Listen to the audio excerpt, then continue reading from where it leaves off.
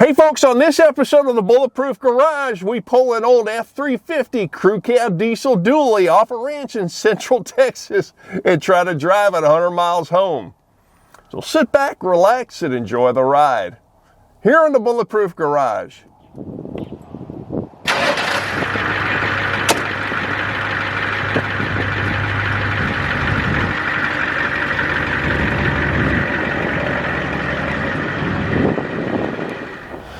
All right, folks, y'all knew it was going to happen, right? After Project Brutus ended in a bit of a debacle, y'all knew I was going to get another IDI, crew cab diesel dually, right? And that's what we have here. It's a 91, all right, 7.3 IDI. It's got the ZF5, and we're at a ranch here in Central Texas.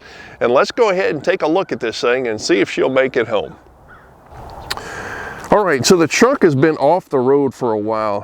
The owner said he still starts it up and drives around the block periodically. The brake tag is from 2014, so close to 10 years off the road. Nice thing about it, said to be a two-owner truck with only 147,000 miles.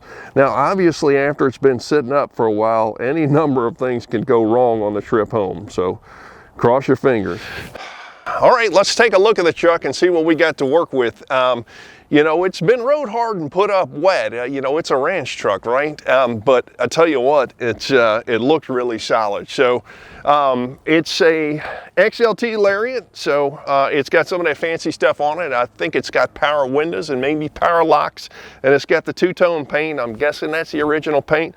I'm not seeing any rust on the truck. The paint has seen better days, but I mean, a little surface rust here and there, and I know y'all folks up north are getting a little jealous about this point. So, yeah, this is common, right? So I'll either have to repair that or source some new ones. I think the new ones are pretty doggone expensive, so looks like it just needs a little fiberglass work there. All right, looking in the bed, let's see, got us a spare tire. And yeah, there's a gooseneck hitch in there, so that's what this thing was doing. It was hauling cattle to the market, I guess. So it's set up for a gooseneck like a lot of these are. Also set up for a bumper pull. Here we go. Some more damage. Some more body work that needs to be done. Tires look pretty good. They're not all matching, but they've all got tread on them. I'm not sure what's going on here with this spoiler. That may have to go. Again, you know, the truck looked really solid. And, all right, we got this big bumper up front. I think this thing probably weighs about, can't be more than about 500 pounds. So, I don't know. We'll see if that stays or if that goes.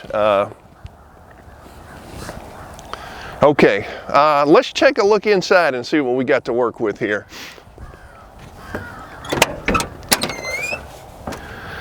All right. Well, the looks like the original seats are gone. Maybe this had a bench and they went to buckets with it, but it's got some red velour something or other there, so we'll either have to recover those eventually, just so they match up. Oh, great. All right, we've had a lot of rain here lately, folks, and I can see right here where the carpet's wet. So rain is getting in somewhere, so weather stripping, or maybe these lights up. Oh yeah, I can see daylight under these gaskets, and I can see where it's still wet. So that's something that's gonna have to be fixed sooner rather than later, because the thing I love about this truck, it looks really solid, and I don't want it to rust out. Let's see what else we got going here. Okay, so that's what the original interior would have been. All right, there's an extra belt. I hope we don't need that on the drive home.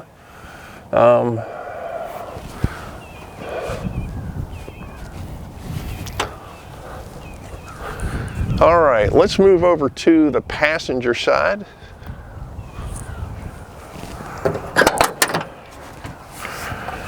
All right, yeah, more of the same here on the passenger side. All right, carpet is not wet right there.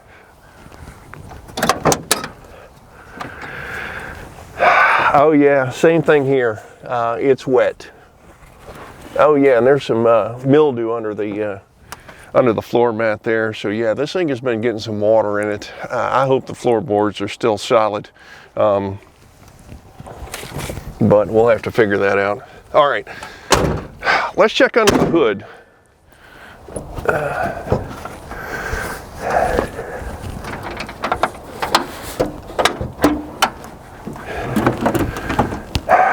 All right, there she is. That latch release cable for the hood, that thing is on its last legs. It's got about 3 strands left out of about 20. Let's hope that doesn't break before we can end up fixing it. All right, well, that's seen better days. But everything looks pretty original under here. What I like about it is I don't see a bunch of dadgum wires leading to nowhere, right? Where some amateur electrician got up under here and just went to town. So, oh, that's a new battery. Well, that's nice.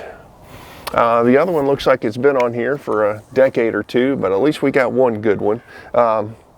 Obviously, y'all may know that that if you put a good battery in a truck that's got a bad battery, sometimes that kills the good battery, so it's good to replace them both together, but still, it's good to have at least one. I know that'll get us home. All right, let's check some fluids real quick, and after that, I guess we're just going to get on the road. All right, got oil.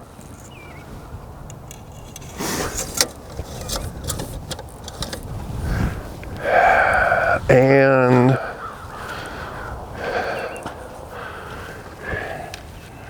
brake fluid's good.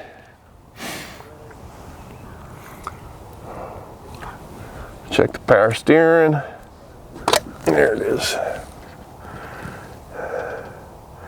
All right, power steering fluid's low. We'll probably stop at a gas station, pick some up on the way in.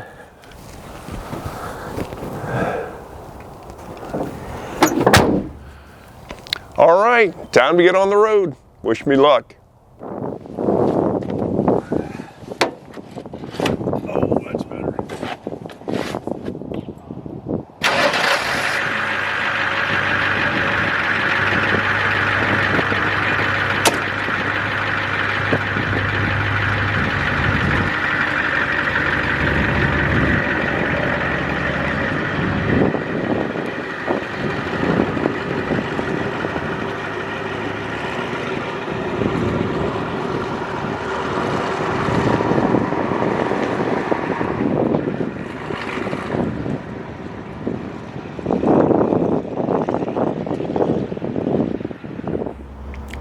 All right, we've gone about 20 miles and the old truck is rolling down the road pretty good. We're gonna stop and check the fluids and top off the tanks and keep on going. Wish me luck. All right.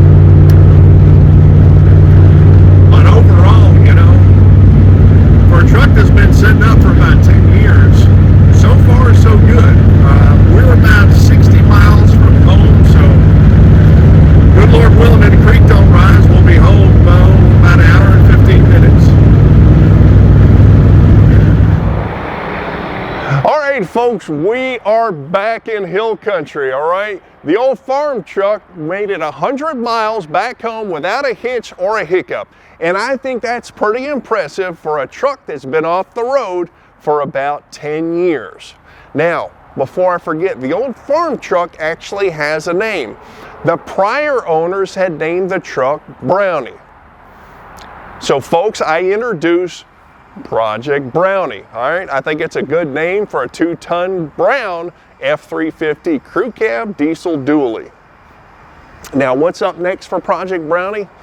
Pretty simple. I got to kick the larger alligators away from my feet before I can get on Brownie, all right? So it's going into the storage unit here because I don't want it sitting out in the driveway and getting rained on and getting wet inside while it's waiting its turn in line.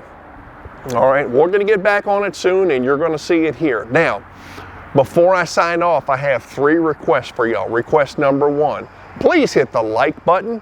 All right, doesn't cost you a penny and it helps out the channel. Request number 2, poke around on the channel a little bit. I've got several dozen videos up as of right now, and I guarantee that you will find something else that you like. Request number 3, post up a comment. I want to know what you think that I should do with old Project Brownie, all right? It's obviously going to be a tow vehicle, right? So if you think I ought to slam it on the ground and put it on airbags, you may just want to hold your fire on that comment because it's going to be towing. But should I install a Dana 60 like we did in old Project Brutus, all right? Should I put a turbo on it? Should I lift it on 44s? What should I do, all right? I have some thoughts, but I really want to hear from y'all, so post up a comment and let me know. All right, folks, as always, thanks for watching. I really appreciate it. And we'll see you next time on the Bulletproof Garage.